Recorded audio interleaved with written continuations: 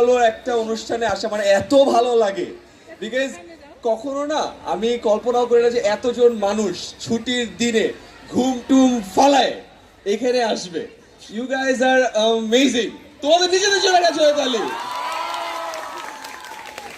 যেহেতু হাতে সময় কম, এখানে আমি একটু জানতে চাই যে তোমাদের এখানে কয়জন গুড়া বাচ্চা আছো আর কয়জন বুড়া বাচ্চা আছো? স্কুলের বড় কয়জন এখানে? ও গুড়া গুড়া বাচ্চা না, ডাইপার বাচ্চা। আচ্ছা, আর ইউনিভার্সিটিতে পড়ো? আচ্ছা, sorry sorry, college college college college আচ্ছা। আর ইউনিভার্সিটি?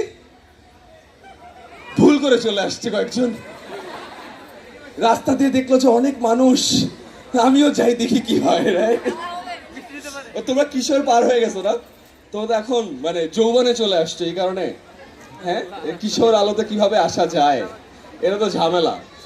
অসম। আমি অনেক জায়গায় যাই বুঝছো, লোকজনকে হাতটা তুলতে বলি, তোমাদের মধ্যে হাত তুলে না। আমার এখনো মনে আছে, আমি একটা জায়গায় গিয়েছি, যে বললাম যাই তোমাদের মধ্যে কে কে ডাক্তার হইতে চাও হাত তুলো, কেউ হাত তুলে নাই। তাহলে আমি ভাবছি যে সবাই ইঞ্জিনিয়ার হইতে চায়, কে কে ইঞ্জিনিয়ার হইতে চাও হাত তুলো, কেউ তুলে নাই, মানে ওই ইভেন্টে কেউ তুলে নাই। তাই আমি বললাম ডাক্তার হইতে চায় না, ইঞ্জিনিয়ার হইতে চায় না, হইতে চায়টা কি? কারণ তোমরা কি সবাই বিয়ে করতে চাও? কেউ হাসেও নাই। এ কি, ওরা কি আমার কথা বুঝতেছে না? আমিও তো টাউট বাটপার কম না, আমি ওকে দিয়ে হাত তোলায় ছাড়বো। আমি ওদেরকে এভাবে প্রশ্ন করলাম, তো তাইলে তোমাদের মধ্যে যারা যারা ছেলে আসো হাত তুললো। একটা ছেলেও হাত তুলে নাই। না, একজন হাত তুলতে গেছে, পাশের জন হাত তুলতে, না বলিস না, এমন ভাই ডাকবে সামনে। আমি এত করে বুঝছি যে তাহলে মেয়েরা তো বুঝছে কাহিনীটা কি। মেয়ে কারা আছে হাত তুলো, ওরা তো হাতও তুলে না, আমার দিকে তাকায় না। স্যার ওই যে পড়া ধরার সময় তোমার দিকে তাকালে উপর দিকে তাকায় না, আমটা পাকছে মনে হয়, ও পাখি কুহু কুহু করে, কি একটা অবস্থা।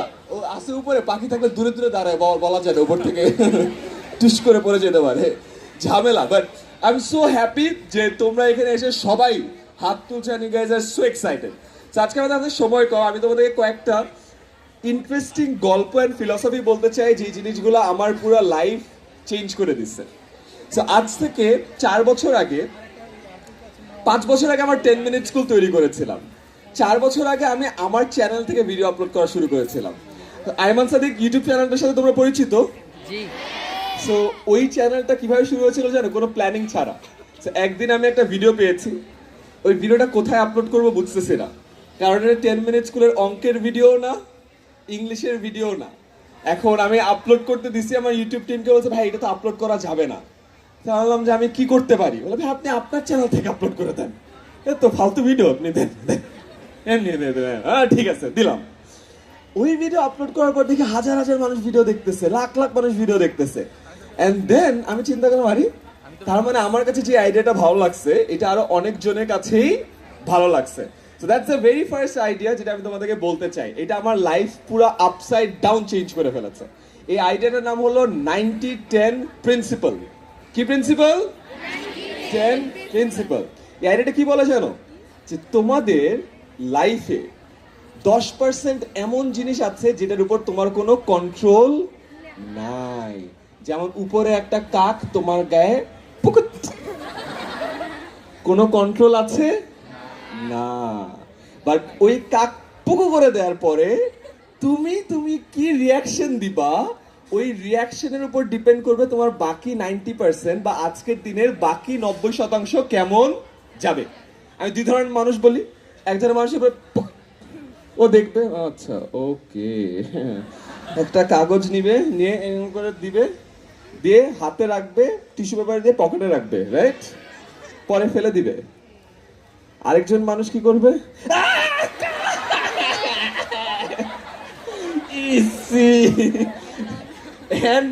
এই যে কাক করছে, ওর আশেপাশে যে 4-5 জন ছিল ওর গায়ে লেগে গেছে, ওরা ঝামেলা না। তাহলে কাক কেন আমার উপর? কাক কাক কি বুঝতেছে যে ও কি দোষ করছে, রাইট? বুঝতেছে না। সো তুমি বিরক্ত, তোমার আশেপাশের মানুষগুলো বিরক্ত, ওই ঝামেলা দেখে আমিও তাকাইছি, ভাই কি হয়েছে, কাক, সবাই বিরক্ত হয়ে যাবে না? সো 10% তোমার কন্ট্রোলে ছিল, ছিল না। বাট ওইটার রিয়াকশন যদি তুমি খারাপ দাও, পুরো 90% খারাপ হয়ে যাচ্ছে না? ব্যাপারটা কি বুঝছো? তোমার রাস্তা দিয়ে যাও না, ট্রাফিকে আটকে থাকো না, দেখো না একজন একজন হর্ন দেয়, বিপ! আরেকজন বলে বলে না টোট টোট, সেও আবার গাড়ির জানালা তুই একটা, চিন্তা করো একটা হর্ন তোমার কন্ট্রোলে ছিল 10%, রাইট? বাট তুমি ওটাতে কি রিয়াকশন দিচ্ছ ওইটার উপর বাকি কি আছে 90%। গতকালকে রাতে একটা মজার ঘটনা ঘটছে। আমার বাসা মিরপুর ডিএচএস, সো দেখি যে গ্যাসের ট্যাঙ্কি একদম খালি, সো আমি রাতে বেলা গ্যাস নিছি, নিয়ে বের হচ্ছি। বের হওয়ার সময় তো গাড়ি মেইন রোডে ঢুকবো, রাইট? সো বামে টার্ন নিচ্ছি, সো পিছন থেকে একটা গাড়ি আসতেছে, বাট আমি টার্ন নেওয়ার জন্য তো ওকে স্লো করা লাগছে, রাইট? আমি যখন টার্ন নিচ্ছি পিছন থেকে রাত 11:30 বাজে, ও একটু জোরে চলতেছিল, বুঝছো? ওর স্পিডটা যে কমাইতে হবে ওটা সহ্য হয় নাই। তারপর যেটা করে, তুমি গাড়িটা গেল, ও আসে পাশ দিয়ে, ঠিক গাড়ির সাইডে আসে, খেয়াল করছো? তবে গ্লাসটা নামায় আর তোমাদের এইভাবে তাকায়, নর্মালি কি হয় এই সময় দুজনের মধ্যে একটা প্রতিযোগিতা হয়, পাশের জন যে আছে ওইভাবে তাকায়, চিনোস, তারপর দুইজনই টান মারে, রাইট? আমি চিন্তা করলাম এটা ইন্টারেস্টিং কিছু করা দরকার। ও জোরে টানে আমার গাড়ির সাইডে আসছে, আমি ওর দিকে তাকালাম, একটা হাসি দিয়ে গাড়িটা আস্তে করে স্লো করে দিলাম, ওর সামনে চলে গেছে। এখন ও বুঝতেছে না ও কি করবে। আমি অনেক আস্তে আস্তে চালাচ্ছি, ও আস্তে আস্তে চালাচ্ছে, তাহলে ওর জোরে চলে চলে গেলাম। 10% ওর গাড়ির জানলা আমার দিকে তাকাইছে, আর আমি ওর সাথে কিরকম বিহেভ করবো এটা ডিসাইড করবে বাকি 90%। যেমন সকালবেলা একটা ছোট্ট গল্প বলি। এক ছোট মেয়ে তার ফ্যামিলির সাথে নাস্তা করছে, হঠাৎ করে সে সামনে একটা পাউরুটি ধরতে যায়, টুপ করে চায়ের কাপটা হাত লাগায় দেয়, এন্ড বাবার গায়ে পুরা শার্টে চা। বাবা চিৎকার করে উঠলো, কি করছো তুমি, চা ফালাই দিছো। ছোট মেয়ে, ও তো ভয়ে, কি হলো, বাবা গালি দিচ্ছে, কান্নাকাটি শুরু করে ফেলছে। বাবা দৌড়ায় গেছে শার্ট চেঞ্জ করতে, এসে দেখে যে মেয়ে এখনো কাঁদতেছে। মেয়ের মা বলে, যাই তোমার মেয়ে তো স্কুল বাস মিস করছে। মেয়ের মা কিবার গালি, তুমি দেখবা না ও স্কুল বাস মিস করছে। আর মেয়ের মা তো অবাক যে, ভাই তুমি কাঁদাইছো, আমি কি কাঁদতে কাঁদতে মেয়েকে পাঠাই দিব, ওকে কি বিয়ে করাইতে যাচ্ছি আমরা? তোমার মেয়ের বয়স হয় নাই, রাইট? এখন তারপর বলছে তোমাকে তোমার মেয়েকে স্কুলে নিয়ে যেতে হবে। আবার চেতে গেছে, তুমি কি করো সারাদিন বাসায় বসে? আরে আমি তোমারতে রান্না করি। তবে বাবা তাড়াতাড়ি করে নাস্তা না করে দৌড় দিয়ে গেছে মেয়েকে নামাইতে। মেয়েকে নামাইছে, নামাই দিয়ে অফিসে গেছে। অফিসে যায় দেখে এই যে দৌড়দৌড়ির মধ্যে মেয়েকে নামাইতে গেছে না, সে বাসায় ব্রিফকেস রেখে আসছে। এখন অফিসে কাজ আছে, ফাইল বাসায়, প্রেজেন্টেশন দিতে হবে, ল্যাপটপ বাসায়, সারাদিন যতজনের সাথে দেখা হচ্ছে, স্যার ফাইল লাগবে, তোর ফাইল লাগবে। এরপর আমার ওয়াইফকে ফোন করছে, তুমি দেখবা না আমার ব্রিফকেস বাসায়। বলছে তোমার ব্রিফকেস আমি কি করব? 2 দিন পরে কাপড় চোপড় ছাড়া চলে যাবা, বলবো আমার দোষ। এর রাতে বেলা বাসায় আসছে, ওর মেয়ে ওর উপর বিরক্ত, ওর ওয়াইফ ওর উপর বিরক্ত, কেউ ওর সাথে কথা না বলে খাওয়া ঠান্ডা করে রেখে ঘুমাইতে চলে গেছে। উনার দিনটা কেমন গেল? অনেক খারাপ। খারাপ গেছে না? কেন খারাপ গেছে? বিকজ সকালবেলা উনার মেয়ে উনার গায়ে চা ফেলে দিচ্ছে। কিন্তু একটু চিন্তা করো, আবারও যদি চা ফেললো, বাবা একটু হাসি দিয়ে বলে, আরে চা ফেলছো, আমি আমার বাবার গায়ে কত কিছু ফেলছি। বাচ্চা গেলে তো আমাদের সময় ডাইপার টাইপার ছিলই না। আর মেয়ে তো খুশি, আরে বিশাল কাজ করে ফেলছি। বাবা এদিকে শার্ট চেঞ্জ করতে গেল, মেয়ে তো এদিকে খুশিতে নাচতে নাচতে স্কুল বাসে গেছে। আরে জানো আজকে কি করছে? বাবাও আসলো, নাস্তা শেষ করলো, ব্রিফকেস নিল, অফিসে গেল। অফিসের টাইমও ভালো গেল, সব জিনিসপত্র আছে। বাসায় আসলো, মেয়ের সাথে খেললো, ওয়াইফের সাথে গল্প করতো, ঘুমায় গেল। বাবার দিনটা কেমন গেল? আগের দিনটা কেমন গেছে? এখন তাহলে আগের দিনটা কেন খারাপ গেছে? বিকজ মেয়ে চা ফেলে দিছে, রাইট? হ্যাঁ না, কেন আগের দিনটা খারাপ গেছে? বাবা বাবা রেসপন্স খারাপ ছিল। মেয়ে 4 কাপ ফেলছে, 10%, তোমার কন্ট্রোল আছে না, বাট ওর রিয়াকশনের কারণে ওর পুরো 90% খারাপ হয়ে গেছে না? সেকেন্ড দিন সেম চা পড়ছে, রাইট? 10% কন্ট্রোলে ছিল না, বাট রেসপন্স ভালো, তার সারাদিন কি গেল ভালো। এখন চিন্তা করে দেখো তো, তোমার লাইফেও এরকম অনেক 10% হয় না যেটার উপর তোমার কোনো কন্ট্রোল নাই, হয় না? তারপরে বাকি 90% কন্ট্রোল কার হাতে? কার হাতে? শুনি না তো, কার হাতে? আমাদের হাতে। এন্ড দেন আমরাই কি করি? নে বাবা 90%, তুই নে, আর আমরা সারাদিন নাচতে থাকি। খারাপ না জিনিসটা? So, আজ থেকে এই জিনিসটা যদি বুঝে থাকো, তোমার লাইফে যাই হোক না কেন, ধরে নেবা ওইটা 10% তোমার কন্ট্রোল নাই, ওইটার রিয়াকশন কেমন দিবা ওইটার উপর তোমার 90%। এখন তোমাদের জন্য এই ফর্মুলাটা জেনে কি হবে? সারা দিনে লাভ আছে।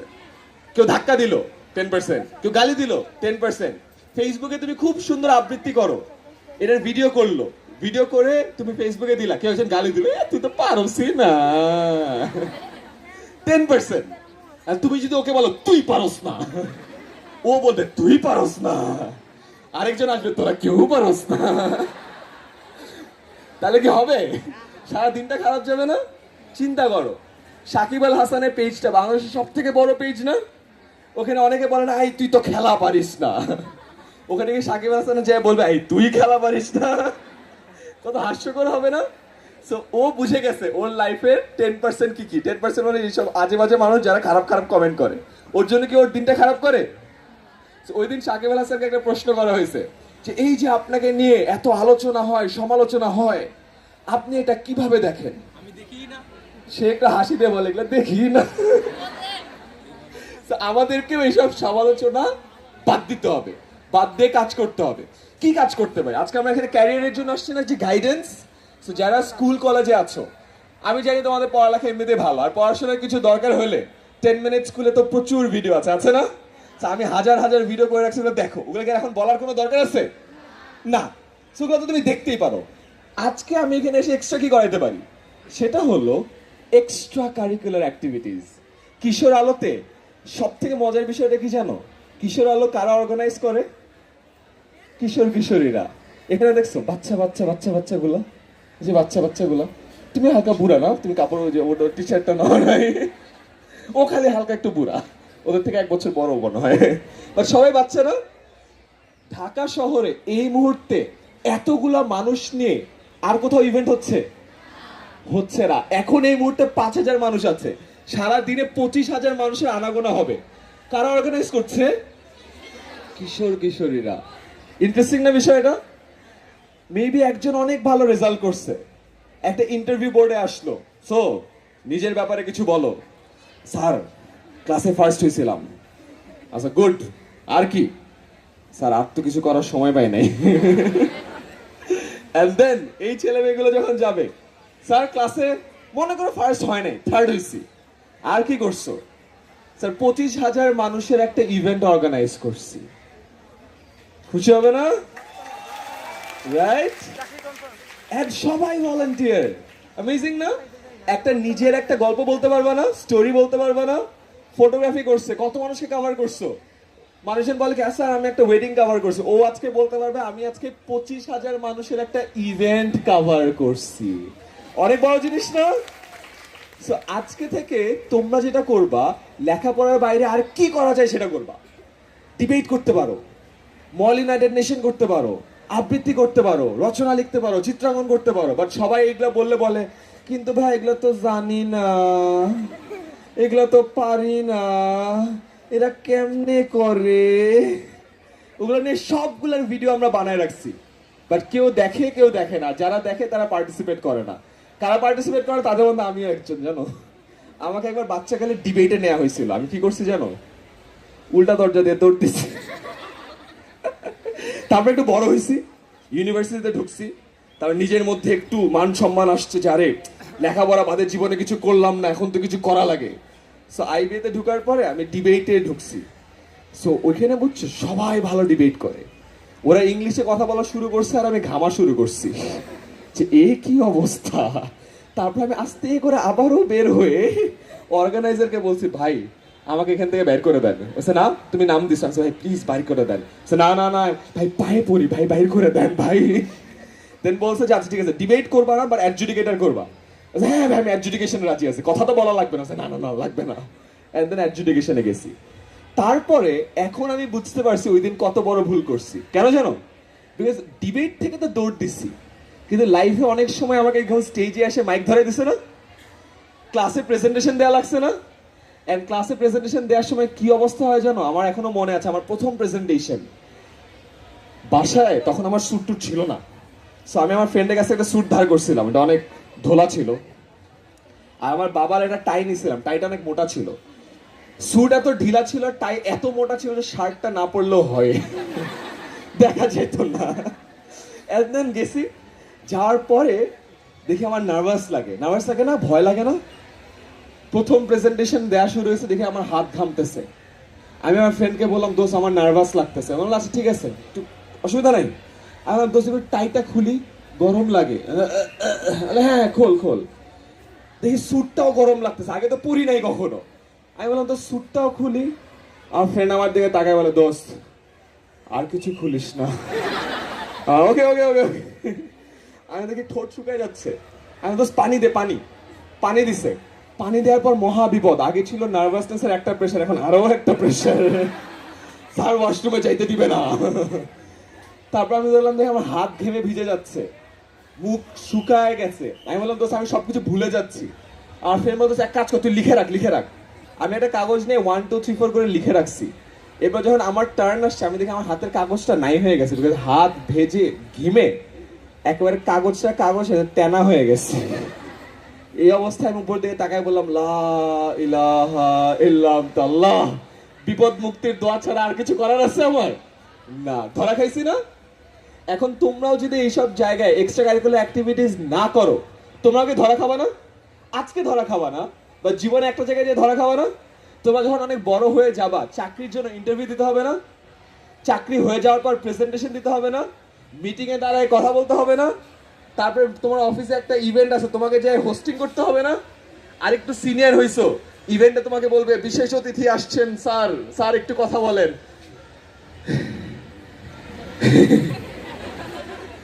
আপনারা অনেক ভালো করেছেন, ভালো থাকবেন।